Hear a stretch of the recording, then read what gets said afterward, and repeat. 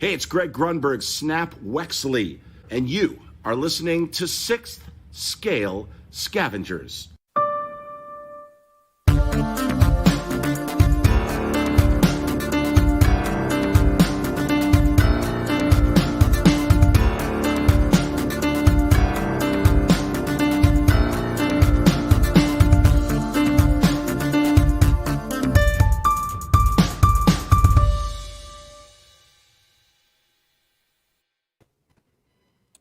All right, Scavengers, welcome to episode 71. Chris, 71 sounds like a really big number. The 6th Scale Scavengers got a great show on tap. Apologies to everybody that expected to see us last Wednesday. Had some scheduling conflicts, and if we're being honest, there wasn't much to talk about. I know, right? The Hot Toddy's been in a little bit of a lull, and that's an understatement here, but anyways, we've got a great show on tap. We're going to talk about some tips and strategies for when the three of us sell hot toys. We've got some news items. Chris, your girl, and many others. Ahsoka, I'm really excited to talk about. Actually, to be honest, I mean, we talked a little bit about like the day of the release, but I haven't really got your true thoughts on this. So it'll be a good release to talk about. And obviously, our collection update. Why people find that entertaining is beyond me. Part of my collection update is right behind me. Magic Case Phase 2.0. So I'll talk about that a little bit later on. But I'm your host, Bryan Fontaine, joined as always with my good friends, TC and Chris Letty. So guys, the lull is here. TC, I was looking at my database and the database that I use, and it's what we use to manage our website, 6scalescavengers.com, where we've got the database and checklists that are there. We're about to hit the 2-year mark on Team Suit Tony, Rescue, Pepper Potts, and Rey and Kylo Ren from The Rise of Skywalker. They're a year and a half out. So we haven't gotten many releases at all, like releases in Hong Kong, TC. So it's a little hard to get excited about hot toys these days. Yeah, it's been a little bit brutal on that front. Really have kind of slowed things down. Yeah, those figures you mentioned, the Team Suit Tony, I don't think they want to release that one. And Rescue, Pepper, they're just, it feels like everyone's moved on, you know. We're now into the next phase of Marvel, and these figures are just kind of lagging behind. It's kind of disappointing, you know, if I'm not, to be quite frank. But it will be nice when Hot Toys does release the next figure. I think we've got clues on what it is. We'll go over it later, Brian. But yeah, definitely, probably one of the biggest lulls I've ever seen, if not the biggest one in the last like 6 years from Hot Toys. They don't go a month plus. Even in the pandemic, they barely went a month plus. Yeah, I mean, figure. Chris, going back, I mean, for Star Wars releases, I mean, we got Heavy Mando on New Year's Day. We got IG-11. Well, Hong Kong got it. Yeah, no, that's what I meant. Yeah, but then we've been doing this, Chris, for almost 3 years. And I don't think I've ever seen a situation, and we will talk about it in the news, where the Scout Trooper and Speeder Bike not released in Hong Kong. They unboxed it on Sideshow. They clearly have it in the box. I mean, what on earth is going on with that? That is very odd. Very odd. I mean, I don't recall that situation happening before. And it's a tough spot right now. I know, the inventory is dwindling at a lot of places because people are, just looking to buy stuff. People are buying a lot of figures on eBay and, the Facebook groups and stuff too. So they're just trying to fill that void. And, I think, pretty soon we'll probably start seeing some of these figures release in Hong Kong, hit the shores in the US, so the US distributors can start getting some of those some of those figures. But yeah, it's a weird time, especially for being a Hot Toys collector that's, basically up to date and just kind of in a holding pattern, waiting for those pre-orders to show up. Definitely a weird time. Yeah. So, I mean, at least Disney Plus is keeping us busy. I mean, we've got the Falcon and the Winter Soldier, or Fat WS as we call it, affectionately amongst the admin team of the Scavengers. Yeah. And we're getting awfully close to May the 4th. I know Yeah. Bad Batch is coming. That's going to be exciting. There's a lot of speculation on, some of the figures we could get for that. It's we might as well just get right into the news, guys, because actually, before I do that, before we go to the news, again, we've got Super Chat. Thank you again to our community. We've already got a couple donations. Shout out to our friend Andrew, saying our girl looks incredible, Chris, and we will be talking about Ahsoka shortly. And shout out to Frank again. Great to see you tuning in, Frank. And again, we certainly appreciate the support. It's kind of nice to get back to the swing of things. I was getting completely out of practice. I mean, we haven't done this in 3 weeks, and usually we're working on our agenda and stuff throughout. And I just, by nature, every time we get a drop or a release, we'll update the show notes, and there really hasn't been a lot there. I haven't been updating the website that often. And but anyways, so shout out to those faithful Scavengers. Appreciate that. We got Parker Files in the house tonight. What's up, Scott? Yeah, he had to come check out the Module case. I will talk about the Module case. Full disclosure, guys, I just set it up today. I spent about 4.5 hours setting them up. They're the 6th 55 cases, so they're about half the size of the 110s, and I have 110s to my right, your left. You can't ever see them on camera, and all I've got is a poor Shore Trooper helmet. I was talking to Mario earlier today, and I didn't expect to get these things until like July. I don't even know what I'm going to put in these. I figured I had time to figure it out, what I wanted to move over and figure out what future purchases will go there. But I figure I could at least taunt Elvis here with a Shore Trooper helmet. And Sean Hughes will be in the house. Just saw him popping in too. All right, let's talk some news, guys. And what on earth? That's all I gotta say. We've got an Iron Man comic origins. They're calling this the Origins Collection, and technically two announcements. We've got going back to the comic masterpiece series. So this is going to be a mouthful. CMS 07 D37 for Diecast 37, and then there's a CMS 08 D38 for the deluxe version of this figure. No head sculpt with this. Very comic inspired, very original comic appearance inspired here. Retail price of these right now, guys, at Sideshow is $375 for the standard, $405 for the deluxe. This was announced April 8th, quite some time ago. If we had recorded last week as scheduled, this would have been the only thing to talk about. And we're looking at a July to September 2022 release on this. So, TC, Iron Man is the Hot Toys cash cow. It allows them to do and take chances on smaller figures that may not sell quite as well. There's always a market for this, but I'm having a hard time getting excited about this one, TC. And I love Iron Man diecast figures. That's one of the few Marvel things I still have in my collection. And I mean, I'm probably a terrible Iron Man fan. I don't really know this version. My Iron Man is the MCU version. So this one, like for you, I don't really relate to it. It's not that it's bad. I think, they do the Hot Toys thing, which is excellence pretty much all the time.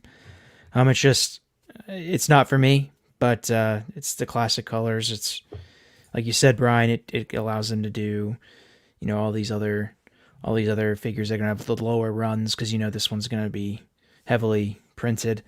Yeah, I mean it's a nice figure. You get a lot of options to pose. You got the deluxe version and the regular, so a lot of options for the collector. I don't think it's a bad release. It just doesn't connect with me. Chris? Yeah. It doesn't really connect with me either, unfortunately. I get, what they're doing with this series, the comic Origins.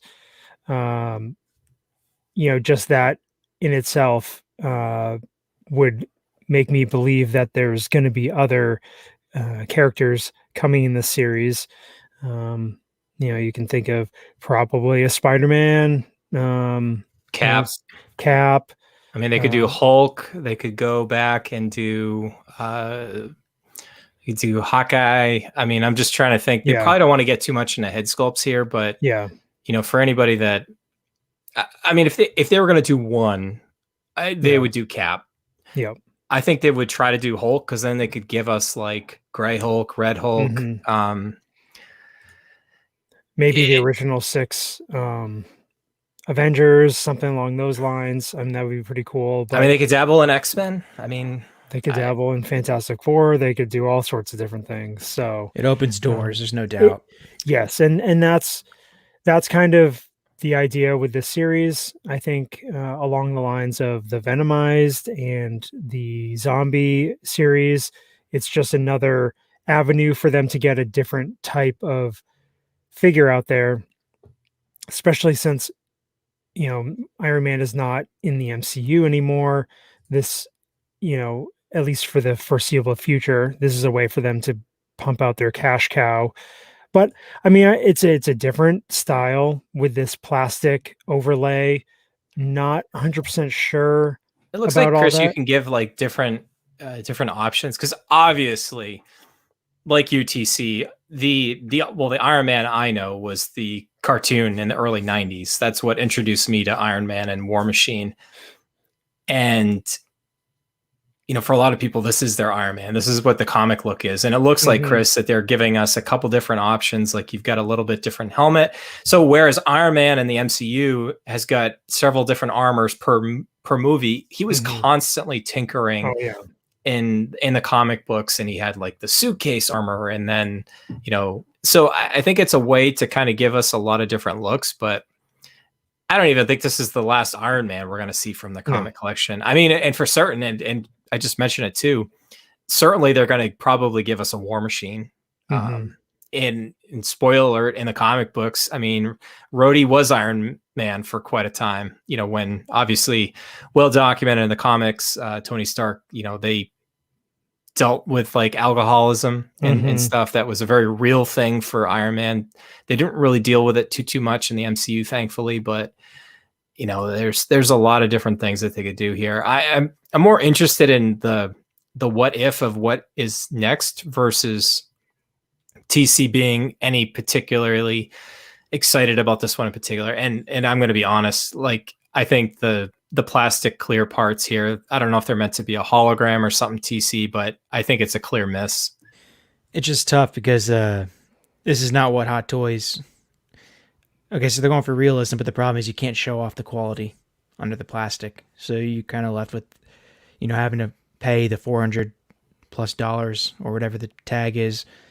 Yet you're not getting that amazing visual aesthetic, in my opinion, like you do with almost all the other Iron Man figures. So it's a tough one. I can see why certain collectors would really like this. For me, there's a little bit to be desired, I think, overall. But not terrible. I think, right. Actually draw the line. Pun intended, clear miss. We need the rim shot here. I know, it's perfect. We're full of puns here. Unintentional humor already. We're off our game, but I guess everybody thinks we're on our game. I think the computer console is a pretty unique display option. Definitely for the Iron Man collectors, it gives them something else to add to whatever display they've got going on. I think that's a neat touch. More stuff like that, I think, is what, I think we need with these figures. But yeah, definitely a pass for me. Yeah, that was the one other thing I was going to mention, Chris, was the computer terminal thing. That looks pretty cool. I don't think we've got anything. I mean, we've got a couple different things like Tony's Workshop and stuff from Iron Man 2, Iron Man 3, some of those older releases, but I don't know. We'll see. What somebody mentioned in the comments a little bit ago, it's a good it's a good entry point for somebody coming in. You might get a comic collector that is just finding Hot Toys for the first time. And, I think we fool ourselves quite a bit. I mean, we've been doing this for now 71 episodes, plus a lot of bonus episodes coming up on 3 years. We're not fooling ourselves. We know that this is a very niche community, a very niche thing to collect. These things are not cheap. And, we talk about buying multiple, figures per year. That's a luxury a lot of people don't have as collectors. So keeping that, a lot of people see, triple digits on a collectible and they're like, nope, I'm out. Yeah. And there's nothing wrong with that either. Yeah. So I just think we need to all remind ourselves that although we may get excited about this stuff, I don't think the general collecting community is quite where we are yet, even this many years in. But all right. So before we get to the main event here, again, I just noticed a couple other. Yes. I probably lost it. Jesse in the house. Man. Thank you, my friend. We appreciate the support. Sorry we didn't get the episode out to you last week, but and then Scott hooking us up. We'll hook you back up afterwards. He said $6.99 in Canadian. That's like $87 American. Sounds about right. Yeah, it's a nice conversion right there. All right, Chris, get ready. Yeah. Ahsoka Tano. I'm just going to give you, I'll give the stats, Chris, and I'm going to give you the floor. So we had a dual release. Surprisingly, a DX. So for new Hot Toys collectors, the DX line, Hot Toys usually puts out at least one per year, usually not more than that. Although, no, actually, we got the Batman figure was the end of 2020. So this might be our DX figure for the year. DX20, DX21. We've got Ahsoka Tano. Standard edition will be DX20 and maybe the lightest DX figure I've ever seen. And then obviously the DX21, which is will focus a lot of our chat today, Chris, will be the Ahsoka Tano. And Grogu, no longer the child. He's all grown up now. Hot Toys is acknowledging the official name from Lucasfilm and Disney. The standard one's going to go for $285, which seems steep. But, I think with the purrs, the rolling eyes, and just the craftsmanship on this one, it's still going to be a great release. But if you want Grogu and you want the stand and the lantern and stuff, $315 at Sideshow.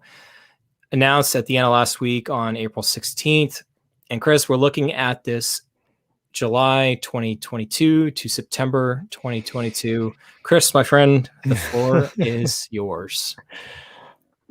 I mean, it was inevitable that this figure was going to come out. As a lot of people and other content creators have talked about, like probably expected this one a lot later in the year. Did not expect it to come out this soon. Was thinking maybe the Clone Wars after the Clone Wars one released in hand.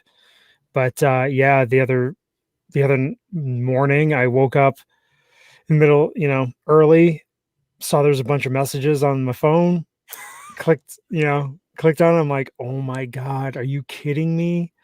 And I had a really hard time going back to sleep. But wow. I mean, this is, Ahsoka is my favorite Star Wars character.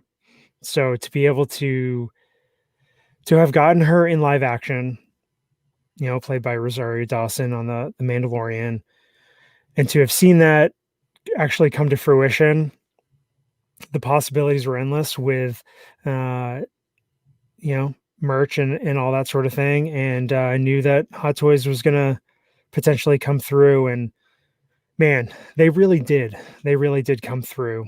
The detail in this figure is nuts. I can't believe it.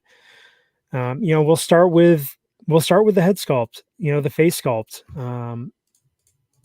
It's definitely, that's the talking point. People are not, they're on board. They're wishy-washy with it. They're saying it's about 90% there. I mean, I'll admit it's not 100% there, but I'm telling you, some of the images of the sculptor, painter, her name's escaping me, but JC Hong and her put this together, seeing that with different lighting, it's an amazing job. Could it look a little bit more like Rosario Dawson? Just a little bit, some tweaks here and there. She has very, not extreme facial features, but I mean, very, it's Rosario Dawson, but they really made her look like Ahsoka. So, I mean, that aside, I think they did a great job. I think her head tails, her montrals, like all that stuff looks great. The detail in her crown, the coloring, spot on. And just going down the figure. I mean, the clothing that they put together for this figure is just amazing. The belt, the intricacies with the all the tassels and her medallion in the middle of the belt, the samurai inspired pants, her boots, her her sleeves, all that stuff, her gloves. I just think all of it just looks amazing.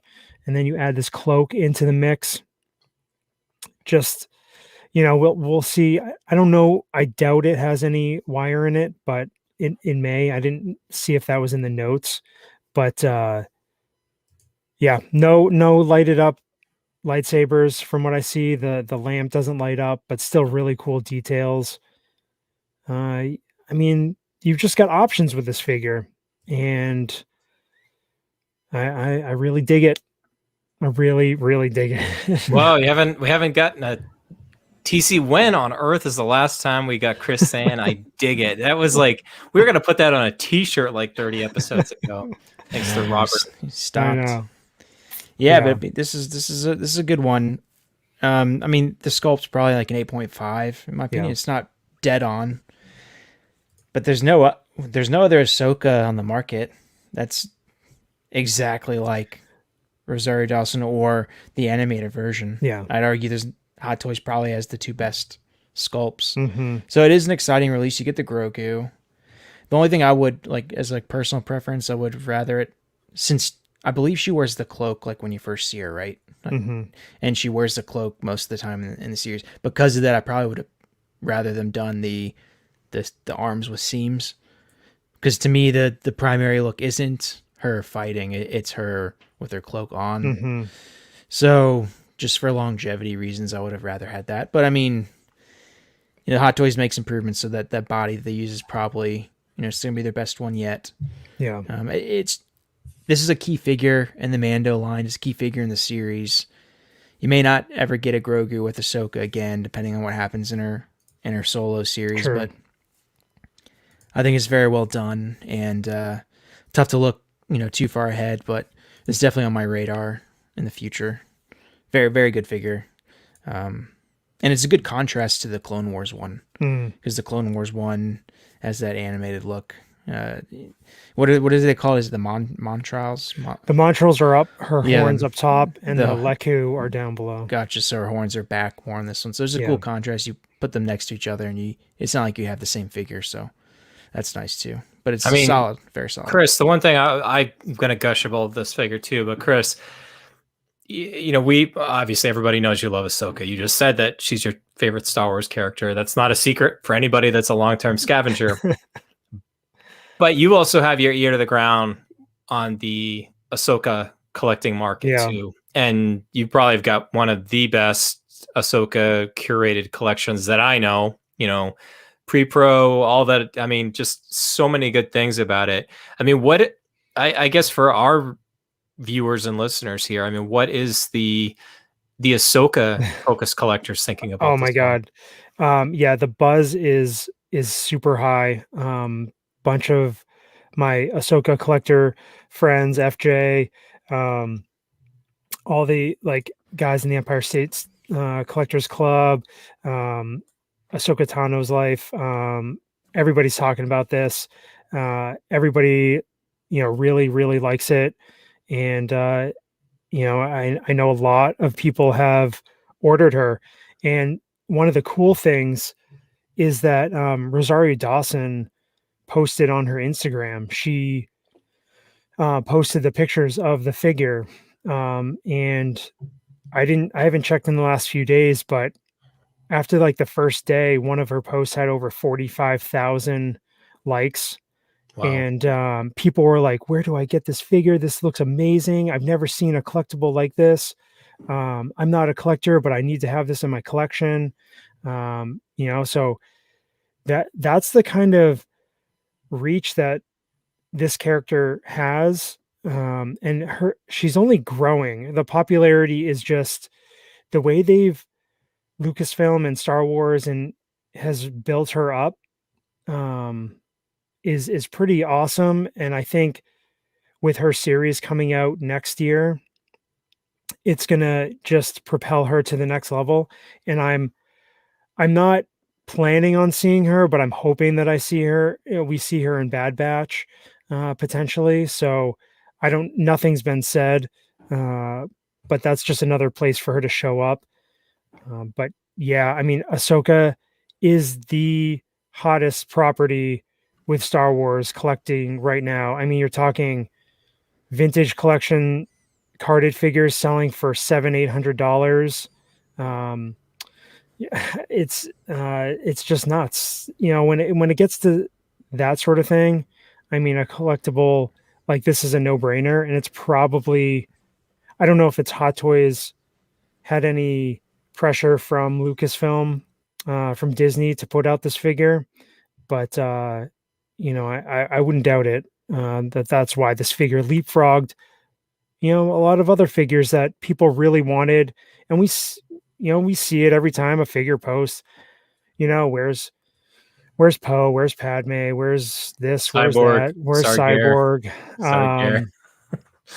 But I mean, this is the type of stuff that sells, and collectors have to be realistic that a Padme is not going to sell like an Ahsoka figure.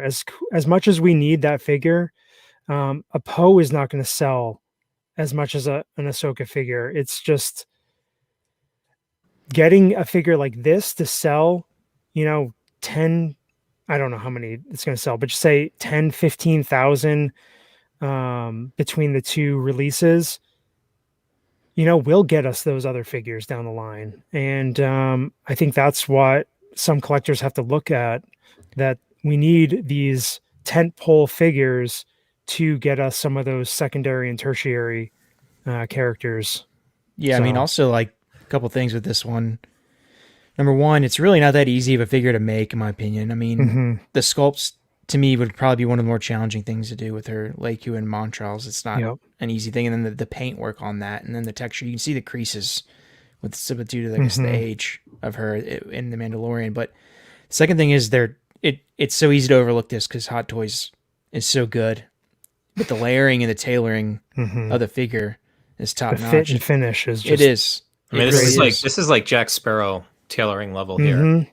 Yeah, it really is, and it's something you overlook, and it's something I overlook often now because they've been doing it for so long. But you can continue to improve, and actually, I like the lightsabers. That edition is pretty cool. The hilts, and yeah, it's a very good figure, and you want these as a Star Wars collector because it does allow you, like you said, to get those other releases where they don't have to bank on, I guess, profiting essentially due to the low runs that this one will make up for.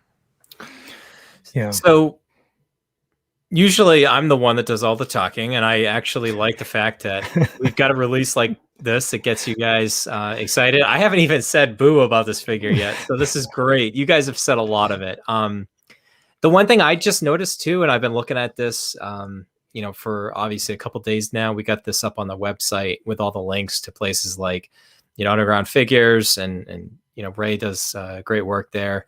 One thing I just noticed, guys, is, and of course, Chris, this is a question I posed to you, was like, okay, do you get both to give different looks? I mean, DX20, DX21. I just noticed, guys, and it might be hard to see on the screen unless you guys. I love when Scavengers have got us up on the big screen on YouTube. I mean, when we started this whole thing, I never thought that would even ever be a possibility. So with the DX20, Chris, we've got the look kind of in the industrial looking city. I so love this episode. Dave Filoni nailed it. I love the contrast. So you've got that kind of backdrop there. And then you've got the forest look with the DX21 and Grogu. This one comes with the tree stand. Like you said, these things aren't going to light up, but I mean, that might be another reason. But I also see a lot of people, maybe struggling with a decision on which one to get, because for all intents and purposes, basically the figure is the same across. You still get the cloak and everything. You don't get the lantern, you don't get the Grogu, you don't get the stand, you don't get the backdrop. But if you're not going to pose her with Grogu, and you're not a big fan of Hot Toy stands and the cardboard backdrops, I mean, it could be really easy for you just to go with this one, the DX20.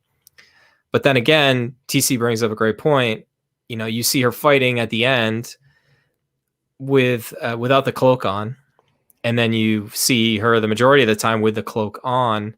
Especially, there's such an iconic introduction of Ahsoka into real live action.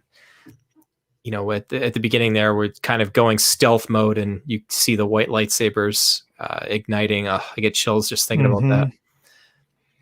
I don't even know. I know, Chris, you and I have got this on order already, but yeah, I guess I can't say anything better than what you guys have already had. I mean, like I said, this is comparable to the Jack Sparrow, like DX15 figure with a tailoring, which is one of the best I've ever seen on a Hot Toys figure.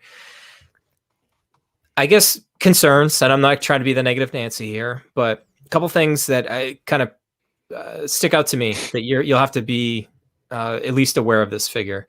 So the cloaks on the Jedi figures, I think you've seen it most recently with the Obi-Wan Kenobi from Revenge of the Sith, Qui-Gon Jinn from Phantom Menace, the Anakin figure from Revenge of the Sith, Darkseid Anakin, some of the Luke Skywalker figures. Those cloaks that are like dyed all one color have a real tendency to give you the neck staining. And you see that with a lot of Marvel figures that have blue, or you've got Star-Lord and his red leather jacket, you get the marks on the neck and stuff. I mean, Chris, with the Leiku and the Montreals, and I just pronounced that wrong, but I apologize. But I mean, if you want, I mean, the cloaked look looks phenomenal here. I mean, what's the concern that some of that, the dye of the robe, if they don't, pre-treat it or whatnot? I mean, it's not as solid as those other ones are. It's not like pure, like a cotton material. It doesn't look like. It looks like more woven. Yeah. I don't know. I would be crushed if I had like Ahsoka with the hood on, and then I pull the hood off one day, and then like her, I mean, all stained or something. Just not even. I mean, not just that. This is going to be a completely new body by Hot Toys. That was going to be my other point too. Yeah. So combining those, I mean, what's to say her tank top material that's darker, could stain the body, around her arms and stuff, up around her shoulders. And yeah, I mean, it's one of those things where, I mean, you're talking, it's going to be potentially a concern like 3 years from now. So, it's like, it's probably not going to be something that starts happening right out of the box, depending on your climate and everything. I'm sure all that factors in, But I mean, we have to pose the question. It's a possibility. I don't really think that far ahead, so that's not really something that I'm gonna I get put you concerned up, Pete. about. Here, is it possible? Yeah, it is possible, but But then yeah, again, I mean, TC, we've got the seamless arms, and you made the point. The shoulder. I mean, the musculature of like her shoulders. I mean, like I'm feeling like I need to go work out now. I'm not. You know, we've seen it with the Wonder Woman figures in the past, where people leave something in a in a dynamic pose for a long time. You'll see the split like under the armpit area or in the back of the shoulders. Again, it's that, and I'm gonna make a pun here, guys. The rubber meets the road. Of okay, do you want to go for the realistic look and never touch it, kind of like a miniature statue, or do you want to just arms down at the side and just get you just like the aesthetic of having almost a real life Ahsoka, on your shelf, and not to say like, Roy wouldn't say like museum pose, but something more less taxing on the figure perhaps. But I don't know, that's going to be something else too. But, being a DX, like you said, TC, I mean, maybe they've figured out a way that it's not like pure like silicone or prone to splitting. I mean, some of these poses are just phenomenal here, TC. It would be a shame to just kind of have her, very straight and arms at the side and not really showing off how great this figure is. I mean, yeah, it would be a shame, but I mean, we'll see. There's a lot of time between now and when it gets released for them to go, push the R&D. Exactly. And they do that. I mean, you can historically, these bodies that they've made that are the seamless ones have gotten better. It's the quality now is just better than what it was, 3 years ago when Wonder Woman came out or whatever it was. But it is a concern. I mean, there's no way around it. Like I said, I would have rather not gone the other way because I don't feel like I don't need that realism for the shoulder to be seamless because that's an alternative look. It's not primary.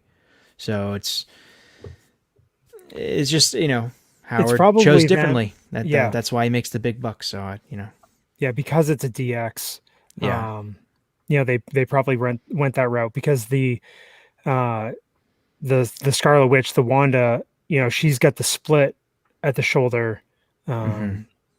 So yeah, I think that's why, this is it's just part of that whole DX formula. It's just that extra touch to the figure. And like, I mean, just going back to it, like I was surprised that this was a DX. At first it didn't sink in, and then I was like, wait a second, it's a DX down at the bottom of the logo there, the picture, and the fact that there's two options here.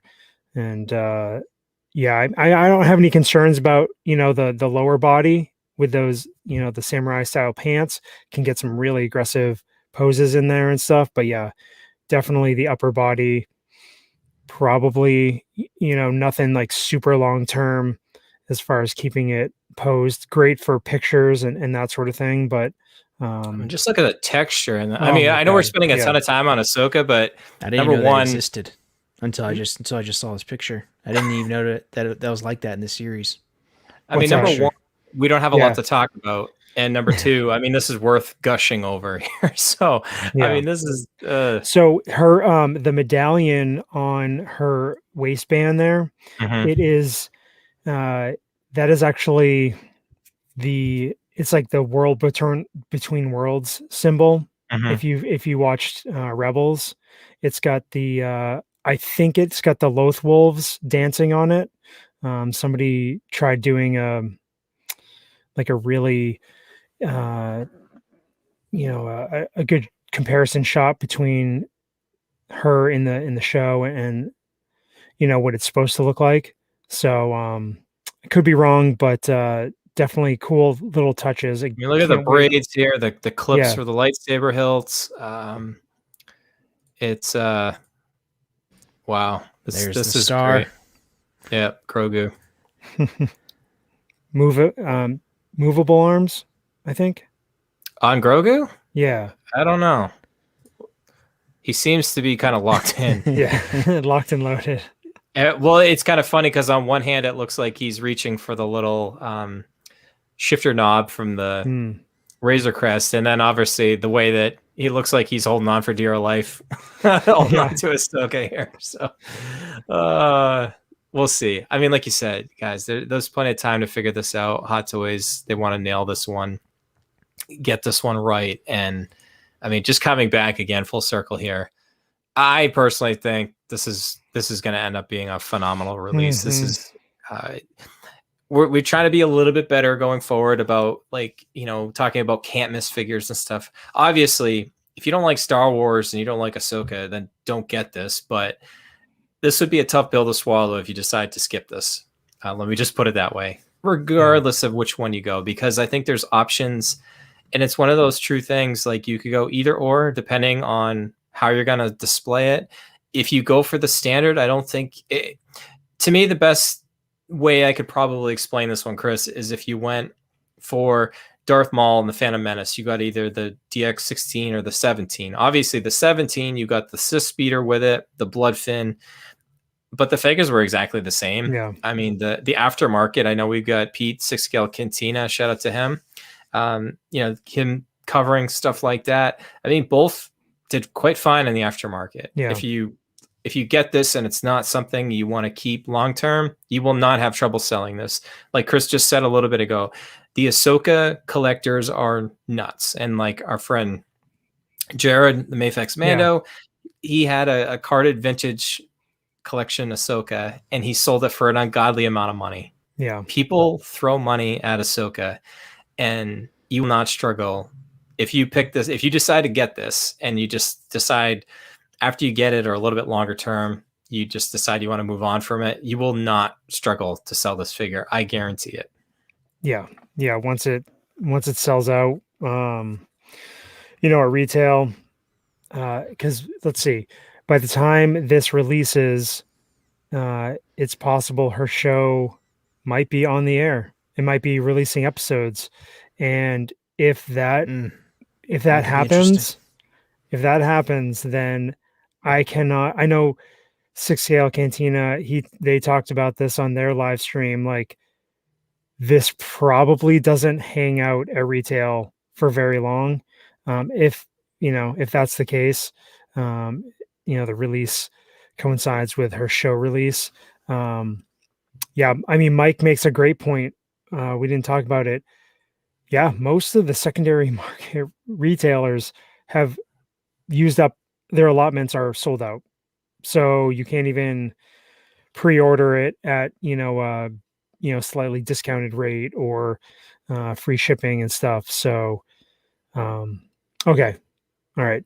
Thanks, Pete. Pete's saying Grogu is articulated. So yeah. So it's, I mean, it's going to be next year. I wouldn't be surprised if it's, one of our top figures of the year. I mean, key figure in the line, that, and really the Luke. We're waiting on the Luke, and then you pretty much have everything.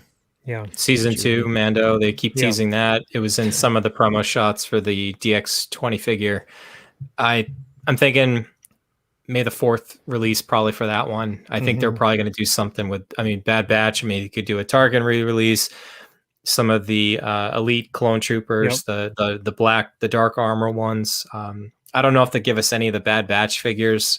I think it's just them to kind of, maybe we'll get a shiny clone, maybe a Toy Fair exclusive. My mind's racing now thinking of all the possibilities. But, we've also heard some things too about Hot Toys not really giving up on the Rogue One line as well. And then we saw 5-year anniversary this year. The squad leader, we're getting that release. I still think they're going to re-release the captain. That obviously is the figure that everybody wants now. Sorry, Elvis, you're not going to get mine, and you're not going to get Chris, even though he boxed his up, put it back in the coffin. And I don't think it's outside the possibility that they give us Baze finally. Maybe Cassian, Bodhi. At this point, it'd be tough to go back and get Jin and all them, but you know, it wouldn't surprise me to see something like that too. All right, before we cover some of the other news, we got some shout outs. Chris with a donation here. Thank you, my friend. We love you 3000 as well. And as I mentioned a little bit ago, Pete was on our last episode, which is now almost a month ago, giving us a shout out, though. We appreciate him. We're going to try to do something live with him coming up pretty soon, probably on his channel, the 6 Scale Cantina. And I mean, ever since that episode, I mean, man, he's blowing up. He's blowing up. I mean, I love seeing people in the community doing great things. And, you know, Pete's a good guy. So definitely check out his channel if you haven't already. But my guess is you probably already know all about it. And if you're watching this, you're probably watching that too. Unless you're the guy that wanted some of us fired from one of our episodes. I still think that's hilarious. Yeah, we're not going anywhere. Yeah, get at it. All right, let's quickly cover some of the rest of the news here. We're 46 minutes in, and we've talked about 2 figures. But Chris, we've got the LA MicroCon was this past weekend. Yep. We saw some looks at some other figures. You know, some of the things we hadn't quite seen on display. Stateside here, they've been mostly at Secret Base. Yeah, we saw a DC figure, so that's always good for the DC collectors. Arkham Nightwing, pretty cool looking figure. I know people have been asking for that. There's, I think, a couple third-party companies doing some things similar to it, but this one looks really good. And then also, again, another Miles Morales figure, Bodega cat suit. I am unaware of this suit at all. Like, I have no knowledge of it, but I think it looks really fun. And I mean, what they're doing with these Miles Spider-Man figures are everyone is super unique and just looks really cool. Loving seeing, you know, the different takes on that character. And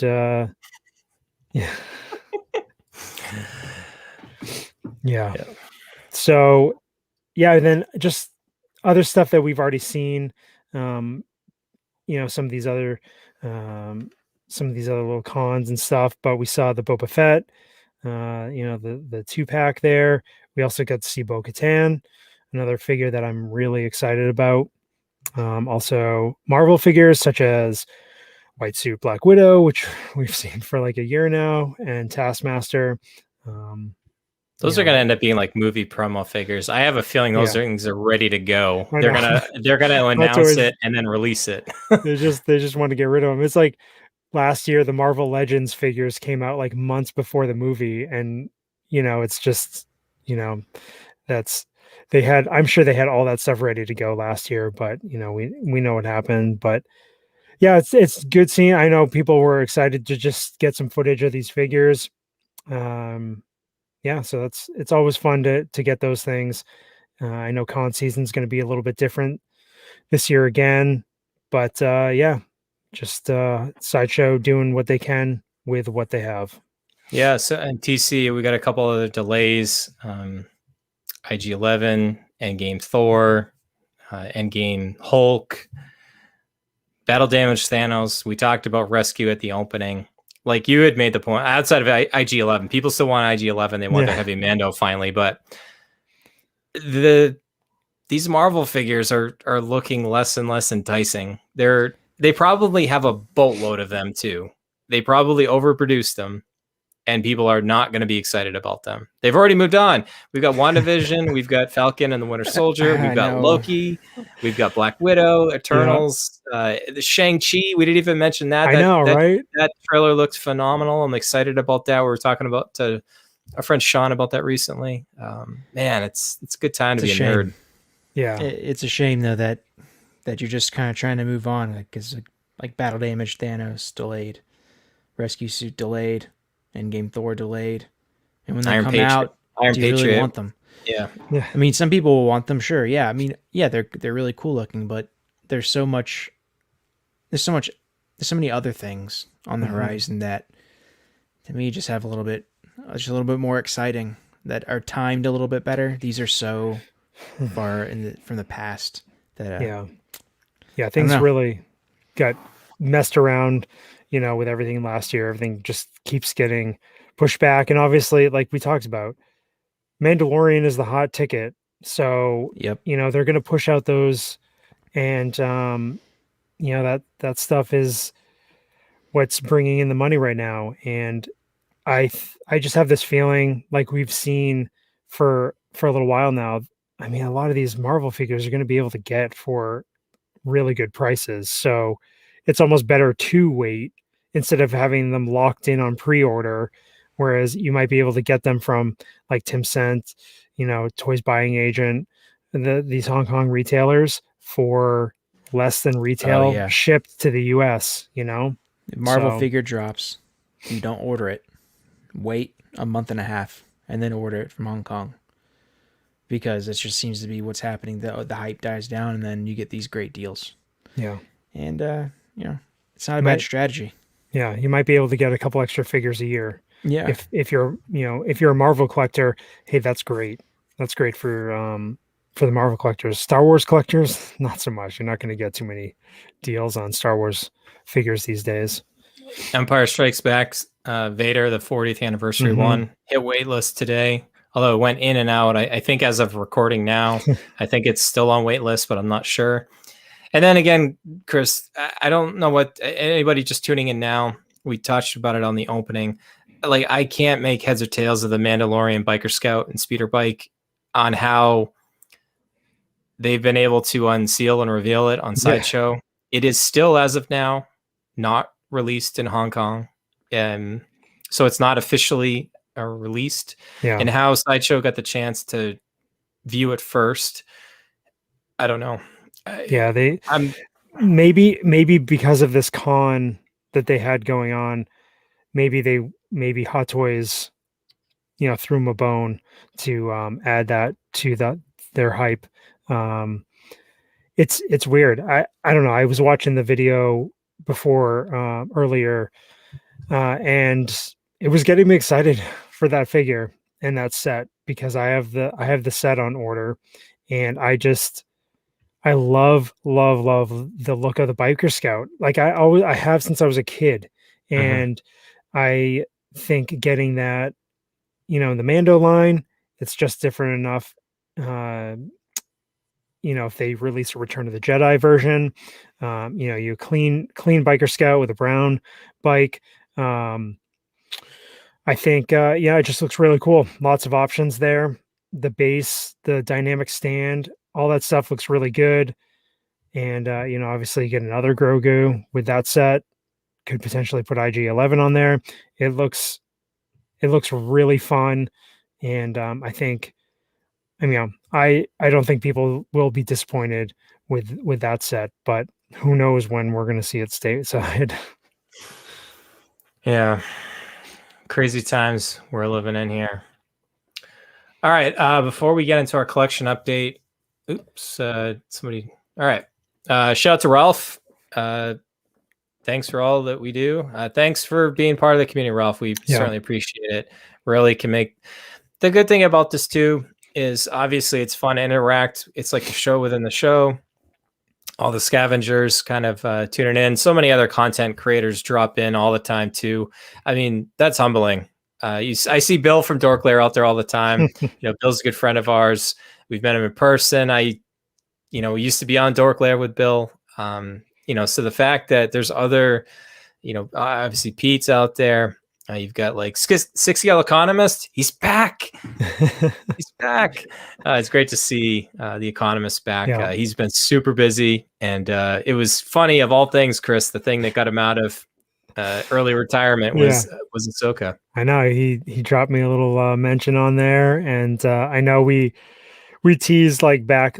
I think the last time he was on, like we said, we would try to get in touch with him. Oh man, but, you're right. But I mean, because he's been so busy and everything, I don't think it would have worked. But I know. Oops. We'll have to. Sorry, Economist.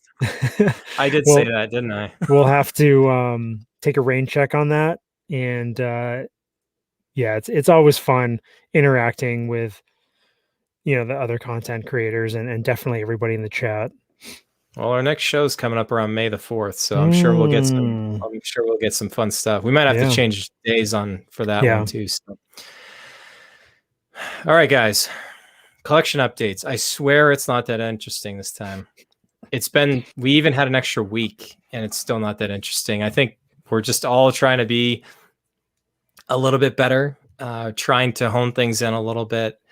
And I swear this is the last time I had like a little fling. TC was chiding me about a week ago for one of them, but this is it. I'm hoping to be better. So I never go first. I'm going to go first this time. All right. So I had mentioned it the last time that I had my my Han Solo from the Solo movie was up for grabs on eBay. I did sell that. Sorry, Gare, but I decided that I probably wasn't going to have a little mini collection of Superman. So the figure that I got from Justice League, I sold it on OSR BST. And then the fling that I was just mentioning, I thought I was going to go for the little DC Trinity and have Wonder Woman, the comic concept. That would have been my second time owning it. This time it's still sealed from Pop Culture. I have got it for sale on eBay. If anybody's interested, reach out. But yeah, I'm trying to be better. Trying to be better about not going off the radar too much. I did pre-order the Ahsoka DX21. I got it at Sideshow of all places. I had almost a combined $100 in rewards and a promo code they had sent me. So it was a pretty no-brainer to go for that. And I don't know if I mentioned it last time. I think Bo-Katan, I had a bunch of rewards from Sideshow as well. I don't know if I mentioned it in the last episode or not. So the last two figures I've got on pre-order. Not too shabby with Ahsoka and Bo-Katan. So obviously I promised at the intro here, over my left shoulder, your right on screen. I did get in my 4 Magic cases. As I mentioned, they're the 6th 55 size cases, so half the size of the 110, obviously. Ran into some issues. I only got 3 out of the 4 cases. And I also got you can't see it on my screen here, but I also got one of the top boards, Bryan, with Magic Case. I like the way how he spells his name too. I got a top board for it as well. But I noticed that UPS only had 3 out of the 4 cases, and I reached out to them, and I guess I beat them to the punch. They were in the process of tracking down the 4th one. I guess it came damaged because obviously they send things over in shipping containers, which is uncommon. These things aren't too light. I think the 6 55 cases are about 15 to 19 pounds or so for everything in the box. And they said, don't worry about it. We're sending you one direct from Shanghai or Shanghai or wherever they're based out of. I'm pretty sure that's where they are. And they sent it UPS International. I think I got it in maybe 7 or 8 days. So I got that a couple days ago, and I had the day off from work today. So I spent about 4.5-5 hours getting them all set up. All I've got is my Anovo Shore Trooper and the helmet in there now. I wasn't expecting to get these until like July, so I gotta get brainstorming about what I'm gonna put in those cases and with future orders and stuff. But in Magic Case, their customer service is very good. They're very responsive. The only thing I would wonder now, and I'm going to wonder, is it possible that if you had customers willing to pay extra to get things shipped UPS International and not have to wait 6 to 9 months for something, would somebody pay extra to have that? I don't know. I'm sure it would jack the price up about probably over $100 per case, but for somebody that's impatient like I am most of the time, that might not be that unenticing. So I don't know, Bryan, if you're listening or watching it all, maybe give that some consideration. But yeah, very happy, and was sharing that with the team earlier today. And I know Scott and Sean were very excited to see that set up. So that's my update. Chris? All right. Okay. So like you, pre-ordered Bo-Katan. I got her from Sideshow, like you. Like you did on your Ahsoka. I used rewards code and a gift card to get her down to $75 out of pocket. So I'll take that deal. So very excited with that. And of course, I pre-ordered Ahsoka from Underground Figures. I got the DX21 And the DX20. Sorry. Maybe. Probably. My plan right now is to use later on in the year when, a lot of these the few figures that I have from Sideshow, and to try to build back up my rewards and try to get that one from Sideshow. So last time around, I had mentioned I had stuff that I was selling. I sold TFA, Ray and BB-8 set, Endgame Black Widow, Endgame Rocket, Endgame Hawkeye Deluxe, Infinity War War Machine, Winter Soldier Nick Fury, Sideshow Speeder Bike, and I had bought a John Wick 2 figure. I sold those all on eBay. So it was a massive clearing of figures to make way for new ones coming in. Just definitely shifting gears here. Probably going to go make another pass through the collection just to dial it in a little bit more. And then also, I am selling my Netflix Punisher, the Hot Toys Punisher on eBay currently. Don't be afraid of the price. I've just put a larger price tag on it, just to get some feelers, and we'll talk about it, in the topic. But it's not really a figure I want to part with too much. But if somebody's willing to pay up a little bit, it's a pristine figure. I love it. But yeah, it's one of those ones that could make get me two figures for the price of one. So you didn't mention that TC and I were the ones kind of cheering you on, trying to get you to part with more. I know. That's why I need to make another pass through. I mean, I sold, gosh, I don't know what the number was. It's like 12 or 15 figures over the last month and a half. You've done well. Yeah, you done well. Yeah, for sure. But yeah, that's it for me. Yeah, and for me, I haven't bought anything. I haven't pre-ordered anything. I'm kind of liking just kind of not ordering things and not having to feel like I'm waiting for the next order. I'm kind of liking this new strategy, just kind of sitting back and seeing when something gets released, how do I feel about it? So that's probably the route I'm going to take going forward. I did sell Killmonger to Joe P from the group, and I sold one of my OG Mandos to one of Chris's friends, FJ. Yep. So a couple sales there. I think I sold one of their figure. I just can't remember at the moment. But if someone is looking for an OG Mando, just message me. I've got a couple left. I'll give you what lower than eBay, and hopefully maybe we can strike a deal. But not really doing much, just kind of selling a few things here and there, and just taking it all in and seeing what's on the horizon.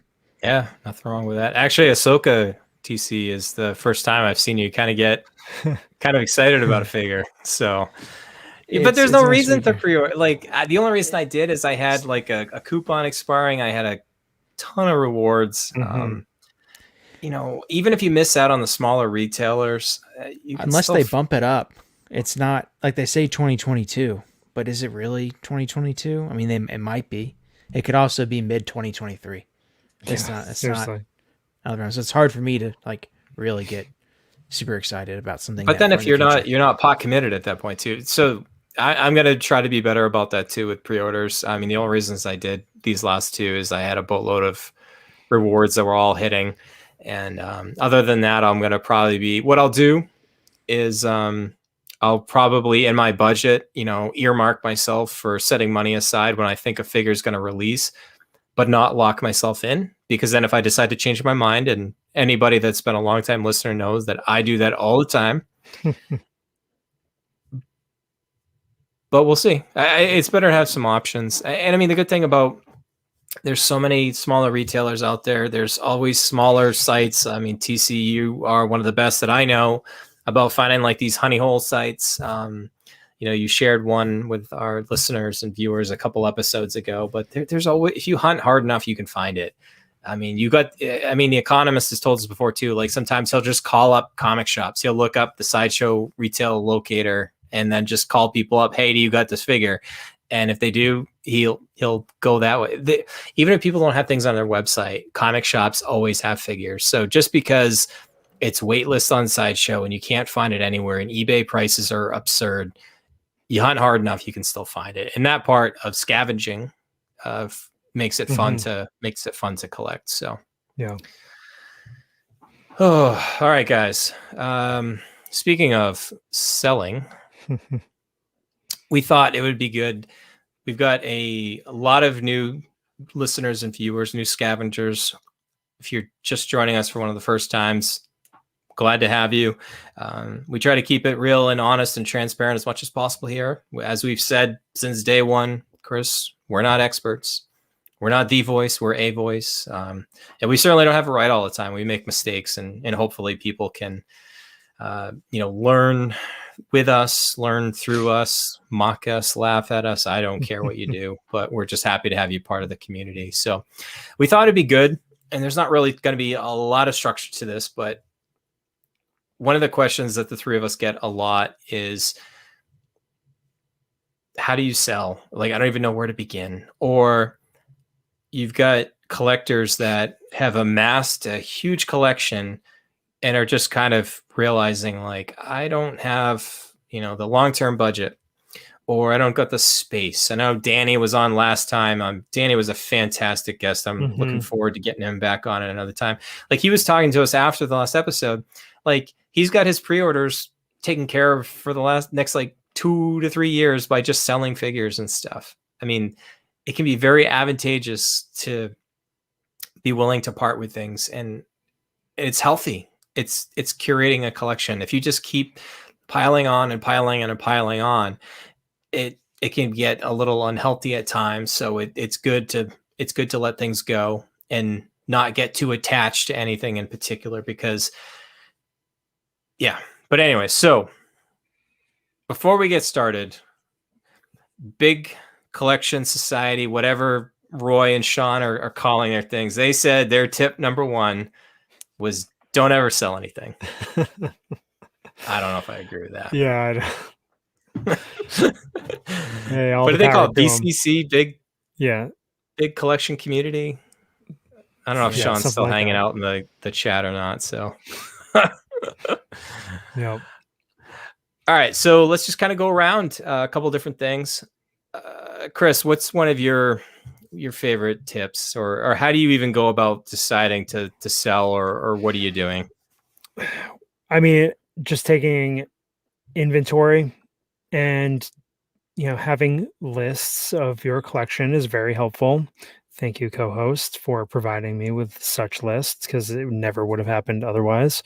Just going through, just really figuring out what's top tier, what's medium, what's middle grade, what's the bottom of the barrel type of stuff in your collection. Do you have these pieces just to complement other pieces? Do you really need them to complement other pieces? What's coming out down the line? Can that stuff fill that void? I just make my lists, pull everything out as far as like setting stuff aside. And then, it's just finding the time to take proper pictures. That's pretty much how I go about it, is just make a pile and just crank out a bunch of pictures, unbox everything, it's not factory sealed. And the way I go about doing that is I have a light box that I got from Amazon. There's several options. Roy pointed me in the direction of this one, like a couple of years ago.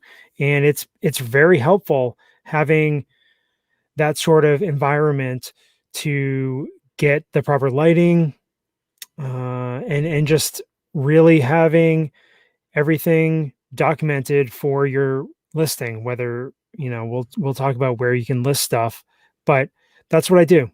Take all my pictures, get everything all, boxed back up, and then I just start cranking away as far as listing goes, when I have the time. And usually I like having all the pictures available to me on my phone.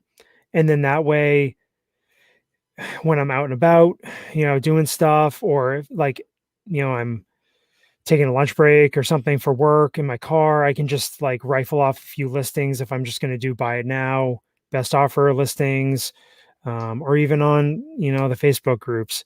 It's just having those pictures right there available to you at hand is the most efficient way for me to do, to get stuff listed.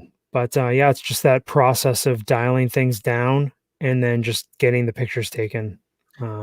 Yeah. TC, we've talked about in the past before too. We just, even in our collection update, kind of talked about some of the different places that we've listed. And I think we all vary depending on maybe the circumstance, the situation, the figure, maybe the condition of it, if it's sealed or not. I mean, we've got, there's eBay, there's OSR, buy sell trade, 1/6 Republic buy sell trade. We usually call it OSR BST just for short. I mean, that's one of the largest communities that I know of. You've got Tashi Station, John Martino and his team. They do great there. You can sell there. And yeah, I mean, I like OSR BST.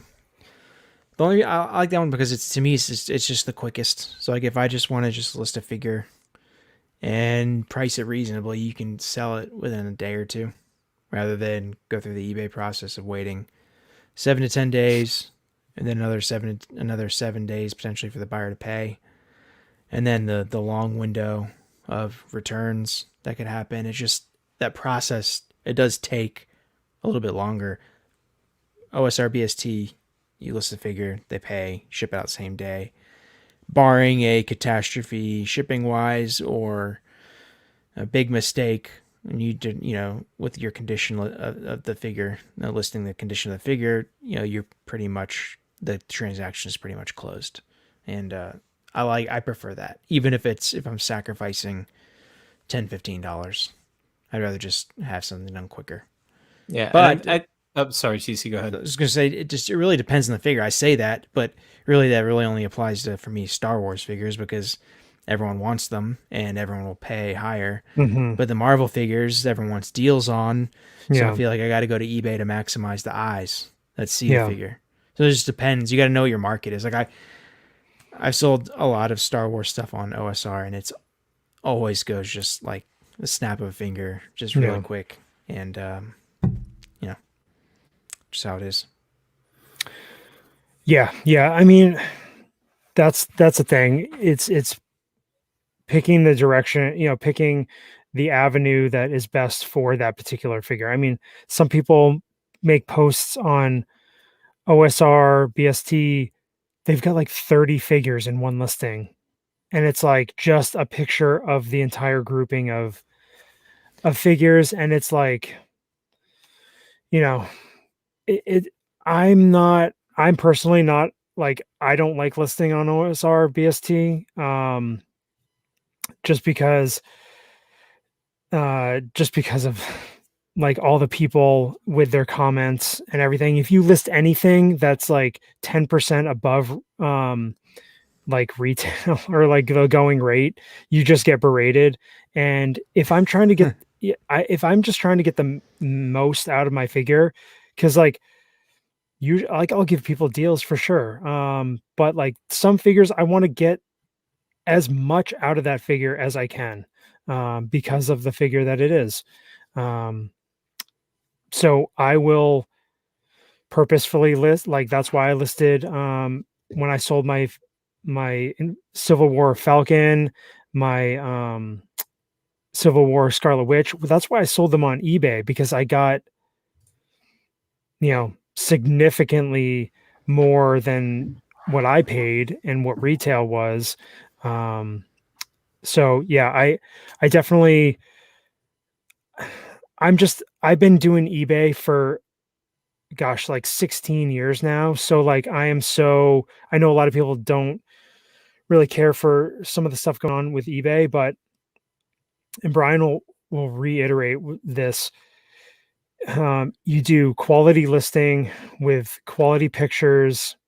You list out any flaws at all, everything, fair shipping price, or for, sometime like I'll just do, if I've got a bunch of figures and I just want to blow them out quick, like I'll do free shipping, best offer, and that stuff flies. But it's the ensuring you're packaging properly, paying that extra, couple bucks to ensure for proper value.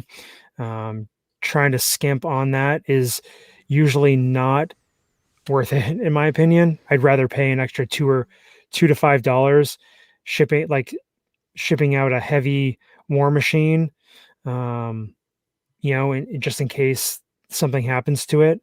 I'm covered, and because eBay does favor the buyer in most situations, so that's why you got to cover your butt. With OSR BST, you're going through PayPal, you're going through other things like Venmo or whatever you might be doing. I recommend always doing goods and services. Again, covering your butt. We've heard horror stories of people doing friends and family buying something from somebody you don't know, and then it goes wrong, and you could be out significant money and a figure potentially. Yeah. So Chris, one thing that you said that I think it's worth, you have to, when you sell a figure, you almost have to assume that whether you need to factor it in, if you're already going to have to maybe take a mini loss on the figure because it's something you just need to move, it doesn't fit. Maybe it's not a super popular one. Maybe just made a bad decision and you want to move on from it. You said it, Chris. Insurance. Mm-hmm. You need to add it. You need to insure it for the amount you're selling it for. You can do it through PayPal. You can do shipping labels right through PayPal and then print it off and throw it on your box. Depending on the figure, it can get up to like $6 or $7. $6 or $7 is a good peace of mind. I've had to file a claim before, and something got delayed. The person got rightfully upset because the post office lost it for like a month and a half. I filed the claim. They ended up getting the figure. They didn't want it and they sent it back. And then I actually got the the claim paid on it. So actually, for my hassle of dealing with this person, I ended up getting my figure back, of which I could resell. Plus, I got the claim. Sorry, shouldn't have said that quiet part out loud. But it pays. You just need to factor it in. The other thing too is double box. I know it's enticing to want to send something out in the mail, but there's a lot of scumbags out in the world. And if you've got a box on it and people know the size of it and they see the word Hot Toys on it, or they know what an MMS number is or whatever, I always get the most stressed when I do that. If you go on eBay, they have boxes that are, and this is US measurements in inches. You go 16, 12, 8, and actually they're wrong. It's actually about 9. So when I list things on eBay, I'll go 16, 12, 9. Invest in a small postal scale, and usually they'll weigh up to about 8 pounds. If you get an Iron Man figure, those are going to be sometimes over 10, and you'll have to use like your regular, a regular scale that we would all use to weigh ourselves. But accurately list what a shipping cost is, or if you're going to offer free shipping, know what you're getting into. For us in New Hampshire, Chris, for us to ship a 4 or 5 pound figure that's box size 16, 12, 8, it's going to go about $30 and then probably $36 with insurance if you wanted to ship from, say, New Hampshire to California. Sometimes if you're shipping on the East Coast, it's only 10 or 15. So you know what you're getting into there, but definitely invest in boxes, keep shipping tape on hand. Packing paper is huge. Pack it well in there. I get fragile stickers. I got a bunch on Amazon for like $5. I have enough for eternity. I throw those on there just to anything you can do to help. they're little things, but they add up, and they give me a lot of peace of mind too when when I go about doing that. And I obviously, I, like most people, I watch the priority tracking like a hawk, and I like to know when somebody has received them, and I'll check in with somebody usually too, just to make sure that they got it. I try to be as honest as possible. Chris, TC, you guys both mentioned it. Try to list any flaws with the figure. I mean, obviously we love to sell figure. We all take good care of our figures, but sometimes there's little issues that you need to note of, or you're missing a part or something like that. I mean, I had a figure that I sold a couple months ago. And when I was putting something in the box, like a little part popped off, and I had to tell the person, I'm like, hey, just to let you know, this happened. And, they're appreciative that I mentioned it. You definitely want to, honesty is definitely a good policy when you're selling. Yeah. Sometimes on eBay too, you get some like wicked good shipping deals, especially with like FedEx. Oh yeah. Sometimes, like, I don't know what their deal is with FedEx, but if you have a FedEx account, I think eBay just bills like your FedEx account. I think that's just what happens, and I end up getting a charge when I use it. But yes, the good thing is, like, if you can send like FedEx 2-day, and sometimes you'll get like a 65% off deal just by shipping directly through eBay, and it comes out to being the same or cheaper than USPS, and then you get the FedEx, the FedEx quality and the quick shipping time. So that's kind of like a one to look out for. Yeah, right on that point. What's nice about eBay is they don't just use USPS. Like, you sell, I always, and Bryan was the one that got me to do this, gosh, three years ago plus now. I used to bring everything to the post office or UPS or whatever, and like have them do all the labels and everything. But when I started selling off all my like modern 3 3/4 inch carded Star Wars stuff, I just had tons of it. So like I started printing it off, at my house, just going right through eBay using their discounted shipping. So USPS priority discount, UPS discount, FedEx. It depends on the size of it and everything. But like TC said, I usually, it's like 50-50 shipping the Hot Toys figures through USPS priority or FedEx home delivery, and the discount is ridiculous. Usually you can get it's like 50+% discount, and then you add the actual pricing, the value onto it. And a lot of the time you can get the Hot Toys figures shipped out for less than $20 through FedEx, which is pretty nice. There's a FedEx shop in my Walmart just down the street, and they're open 7 days a week. So it's like I can get all my, stuff packed out, dropped off over there, even on the weekend and that sort of thing. So, you got to think about all these different things, because I sell so much stuff on eBay. I'm constantly packing and shipping stuff. So any way I can make it easier for me, usually I try to make it just as easy as possible. It's a big undertaking, especially if you've got 10 plus figures to ship out. It's a lot of shipping, a lot of handling, a lot of running around, bringing stuff to the various places. So, hold on, just go ahead, TC. I was just gonna say, and if the shipping for FedEx home delivery is like $15, and the 2 days like $17 just because of the discounts, I am that kind of seller that will upgrade because I'm a good seller. You're just a good guy, TC. That's why we love you. Shout out to, speaking of love, shout out to Starchild here, dropping a donation here and making a great point at the same time. Sometimes you take those pictures and you sell them on figures on eBay, and you can go back and look and see pictures of Yondu, Jyn Erso, Road Worn Oh Thor, man, some heavy hitters. H2SO, Hoth Leia, and Cry. Now regret selling them, but at least you have the pictures, Star Child. So Yeah. thank you for the support. We greatly appreciate it. So, we're kind of running long on time here. Just one of the other things too, track everything. Be honest with yourself. What did you buy it for? What did you sell it for?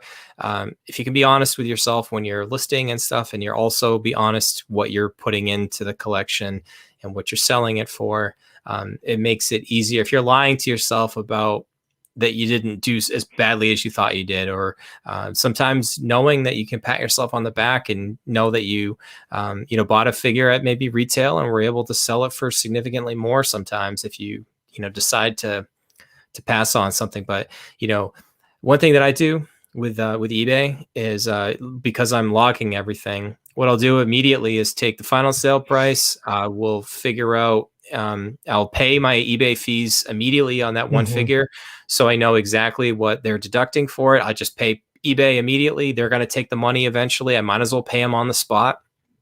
And then I'll also subtract out the PayPal fees. I mean, basically what I'll do is I'll go into PayPal. I'll look and see what I took out from shipping, what I took out from the eBay fees. And obviously PayPal already takes out their fees. So you already know what your net is for everything.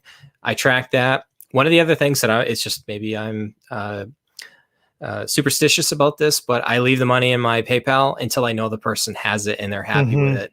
Because if you do need to refund it, you don't want to have to do it if you don't either have the money in your PayPal account, or you don't want to spend it before it's technically there. So, like TC was saying, sometimes the OSR is a quicker process, and you can sometimes. I also I won't do it on eBay. I'll watch my feedback to see if I got positive feedback. If somebody I know got the figure and they're happy with it. If they're happy with it and they didn't say anything, that I'm going to spend that money. I'm going to move it around, but I'll wait almost sometimes a week after they've gotten it, and before I feel confident to say, okay, yeah, there's not really an issue. And if you do good listings and you're reasonable and forthcoming with your condition and stuff, yes, you're going to run into the scumbag that's going to try to won over you. But I saw Pete mentioning it earlier. Sometimes you under report the condition of a figure, and then usually they end up being more happy with it. So I don't say things like, oh, near mint or hardly touched. I'll say like it was behind glass, away from direct sunlight, very barely posed, but I don't get into like the nitty gritty sometimes of those details. And if you don't make it sound better than it really is, people usually don't have issues. So, oh God, we could go on this for quite a long time. I mean, here. The thing is, between all three of us, we're always buying and selling stuff.